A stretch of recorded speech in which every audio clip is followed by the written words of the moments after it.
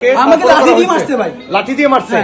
উনি আমাকে মারা নাই আছে, ওসি মারছে, ওসি মারছে ওসি আপনাকে মারধর করা না না হয়েছে? ওসি না, এসআই যে ধরছে ও মারছে থানায় থানায় থানায় না শফিক, উনি আমাকে ওখানে মারছে। আমার পুলিশ অন্যায় কাজ করেছে।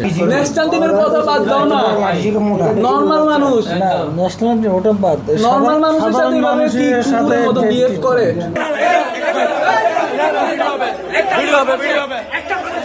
ভিডিও হবে।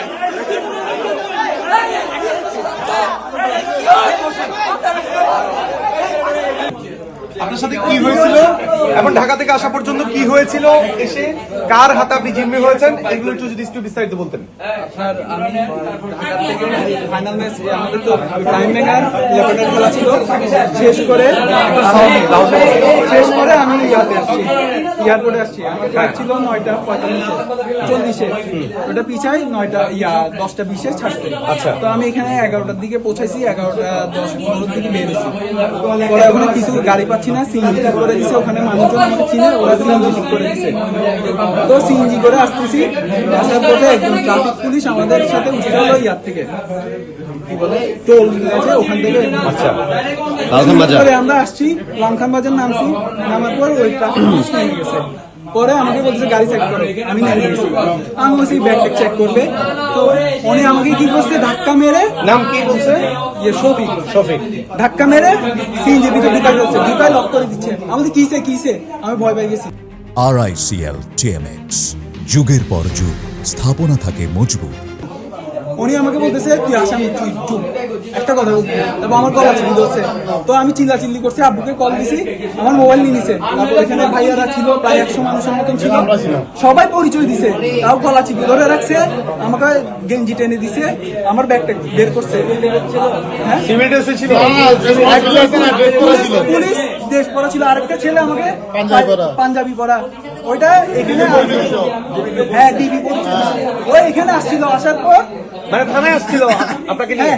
না ওরা আমাকে আনছে, ঠিক আছে, আনার পর ওনাকে বলছে, এই সেকেন্ড ওসিকে বলছে আমাকে এখানে দাঁড়িয়ে থাকছে, বলতেছে চোখ নিচে নামাই কথা বলো। ওসি আমাকে বলছে, আপনাকে বলতেছে? হ্যাঁ, আমি ওনাকে পরিচয় দিছি, চোখ নিচে নামাই কথা বলো। আপনার পরিচয় দিছিলেন? হ্যাঁ, পরে যখন ফোনে কল আসা শুরু করছে, তখন উনি আমাকে হাব ভাব দেখাচ্ছে, ভালো দেখাচ্ছে। এরপর যখন ওই ছেলেটা আসছে, আপনারা সবাই আসার পর আগে ওই ছেলেটা আসছে, ওই ছেলেটার অফিসার, তারপর উনি ঝাড়তে ছিল ওদেরকে। পরে যখন আপনারা আসছেন, ওদের দুজনকে সাইড করে ফেলছে। ওই ছেলে পাঞ্জাবি পরা ছিল, ওই ছেলেটাকে সাইড করে ফেলছে। পরিচয় কি দিয়েছিলেন? আপনার কি পরিচয় কি আমি দিয়েছিলেন? বলছি আমি ন্যাশনাল টিমের প্লেয়ার, তারপর আমি টেস্ট খেলি, এগুলো সবকিছু বলছি, শুনে নাই। ভাইয়ারা তো প্রায় 100 মানুষের মতন ছিল, সবাই পরিচয় দিছে, তাও গলা চিপি ধরে আমাকে নিয়ে আসছে, হ্যারাসমেন্ট করে নিয়ে আসছে। ওসির সামনে আপনাকে আমাকে লাঠি দিয়ে মারছে ভাই, লাঠি দিয়ে মারছে।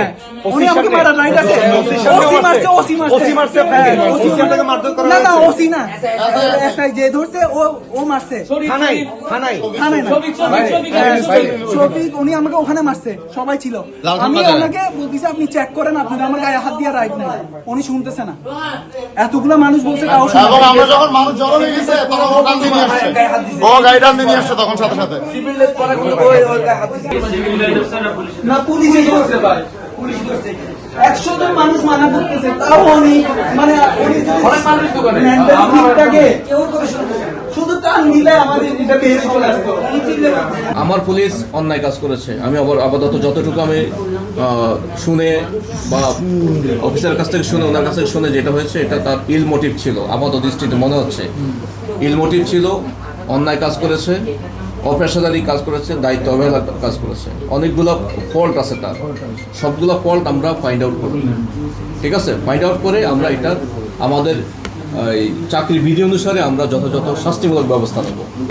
গাড়িতে উঠাই, ও নিজের গাড়ি থাকা অবস্থা আর গাড়িতে উঠাই নিয়ে যেতে চাইছে, তাহলে এটা কি কিডন্যাপ হয় না? তাহলে কিডন্যাপটার জন্য ওকে তো এই অফিসারকে গ্রেফতার করা উচিত, রিমান্ডে আনা উচিত, মানে সবকিছুই করা হবে। আপনি যেটা বলছেন, আপনার কথা পুরোপুরি সত্য, পুরোপুরি কারেক্ট, আমরা সবকিছুই করব। তো তো এটার জন্য আমাদের যে প্রক্রিয়া, আপনি যদি চান আপনি একটা এই অপহরণের জন্য আপনি একটা আজকে একটা মামলা দায়ের আমি করেন। বলতেছি তাহলে। আপনি একটা এজাহার দায়ের করেন, এখানে এজাহার দায়ের করেন, এখানে মামলা করেন, এখনই শুরু করেন। আমরা আপনাকে ফুল সাপোর্ট দেবো, ফুল সহযোগিতা করবো এবং আইনানুগ যত কিছু করা দেবো আমরা সবকিছু আমি করবো। ওই ছেলেটা 5D মারছে, ওই যে ওই ছেলেটা সিভিল হ্যাঁ, সিভিলটা আমি কিন্তু দেখি নাই। ও 5D মারছে? হ্যাঁ 5D মারছে সবাই বলতেছে, কিন্তু আমি ওরটা দেখি নাই মারছে যে। কিন্তু আমাকে ইয়া ভাইয়াটা মারছে যে, শফিক ভাইটা বেশি জঘন্য ভাই আমার লাইফে। পুরো দাগ দাগ তোর প্যাকেটে একটা বড় লাঠি ছিল। ন্যাশনাল টিমের কথা বাদ দাও না, নর্মাল মানুষ, ন্যাশনাল টিম ওটা বাদ, নর্মাল মানুষের সাথে মানুষের সাথে মতো বিহেভ করে, এই কথাটা মনে আসলে আমি আর পারতেছি না। আমি বেশি ভয় পাইছি হলো আমাদের সাথে আমার আগেও ধরছে, যে ট্যাক্সিতে ও আসছে মানে স্বাভাবিক। ওই ট্যাক্সিতে মানে আপনি চেক পোস্টে চেক করে আগে ধরছে মানে চেক পোস্টে গেলাম, হ্যাঁ ধরে না, সবাইকে তো ধরে, ধরছে আমরা প্লেয়ার ব্যাগ দেখছে ছেড়ে দিছে। এখন উনি যখন আমাকে সিএনজির মধ্যে গলা চেপে ধরছে তখন আমি ভয় পাই গেছি কি হচ্ছে। আরেকটা জিনিস, ওর ফিজিক্যাল ইনজুরিটা বলে অ্যাজ এ প্লেয়ার বোলিং হ্যান্ডে আঘাত করেছে, হ্যাঁ এটাতে ইন্টেনশন হতে পারে। ও যে হাতে বোলিং করে ওই যে ওই ছবিটা একটু দেখা, ওই বোলিং হ্যান্ডে এন্ড শোল্ডারে, বাট যেটা ইম্পর্টেন্ট পার্ট, ইম্পর্টেন্ট অর্গান, তাহলে হচ্ছে কি এটা তো আলাদা মডিফ থাকতে পারে। এবং আরো একটা জিনিস, সেটা হচ্ছে কি আউট অফ নোওয়্যার ও সিএনজিতে একটা সার্জেন উঠলো, সে যেখানে নামলো সেখানেই ঠিক হচ্ছে কি তাকে আবার ধরলো। এটা তো একটা সাজানো প্লট হতে পারে।